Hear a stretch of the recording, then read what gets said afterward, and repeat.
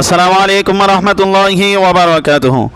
ইন্নাল হামদুলিল্লাহি ওয়া সলাতু ওয়া সালামু আলা রাসূলিহিল কারীম, আম্মা বাদ। সম্মানিত বন্ধুগণ, দূরের এবং কাছের যারা আমাকে দেখছেন সকলকে আন্তরিক মোবারকবাদ। আশা করি সকলে সুস্থ আছেন। আলহামদুলিল্লাহ, আমিও সুস্থ আছি।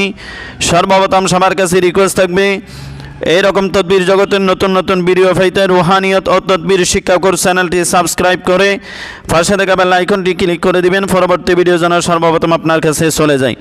আর ভিডিওটি লাইক কমেন্ট শেয়ার করে অন্যকে দেখার সুযোগ করে দিবেন। বন্ধুরা, আজকে যে আমলটা বলতে যাচ্ছি সেই আমলটা হলো রাসূল সাল্লাল্লাহু আলাইহি ওয়াসাল্লামের জিয়ারতের আমল, জিয়ারত লাভের আমল। হযরত শাহ আব্দুল হক মুহাদ্দিস দেহলভী রাহমাতুল্লাহ তাআলা আলাইহি তার কিতাবে লিখেছেন, রাসূল সাল্লাল্লাহু আলাইহি ওয়াসাল্লামকে স্বপ্ন দেখার জন্য নিম্নের আমলটি খুবই কার্যকরী। উদ্দেশ্য হাসিলের নিয়তে এশারের নামাজের পরে কারোর সাথে কথাবার্তা না বলে 2 রাকাত সালাতুল হাজত নামাজ পড়বে, যার প্রত্যেক রাকাতে সূরা ফাতিহার পরে 25 বার সূরা ইখলাস পড়তে হবে, অথবা সালাম ফিরিয়ে 1000 বার দরুদ জিয়ারত পড়ে পবিত্র বিছানায় ঘুমাবে। এভাবে নিয়মিত আমল করলে 1 সপ্তাহের মধ্যেই ইনশাআল্লাহ জিয়ারত হবে। এটা আব্দুল হক মুহাদ্দিস দেহলভী রাহমাতুল্লাহ তাআলা তার কিতাবের মধ্যে লিখেছেন। আমলটা অত্যন্ত কার্যকরী, অত্যন্ত গুরুত্বপূর্ণ। সকলের আশা থাকে, সকলের আকাঙ্ক্ষা থাকে রাসূলের জিয়ারত।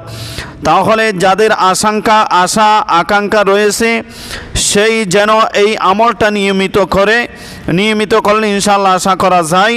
যেহেতু হযরত শাহ আব্দুল হক মুহাদ্দিস দেহলভী একজন আল্লাহর ওলি, বুজুর্গ ব্যক্তি, আলেম, বড় আলেম, ভালো আলেম, উনি লিখেছেন তার কিতাবের মধ্যে। ইনশাআল্লাহ এই আমলটা অত্যন্ত কার্যকরী, অত্যন্ত গুরুত্বপূর্ণ আমল। এই আমলটা নিয়তের সাথে ইখলাসের সহিত আল্লাহর উপর বিশ্বাস রেখে করেন, ইনশাআল্লাহ ফায়দা হবে, ফল পাবেন। আসসালামু আলাইকুম ওয়া রাহমাতুল্লাহি ওয়া বারাকাতুহু।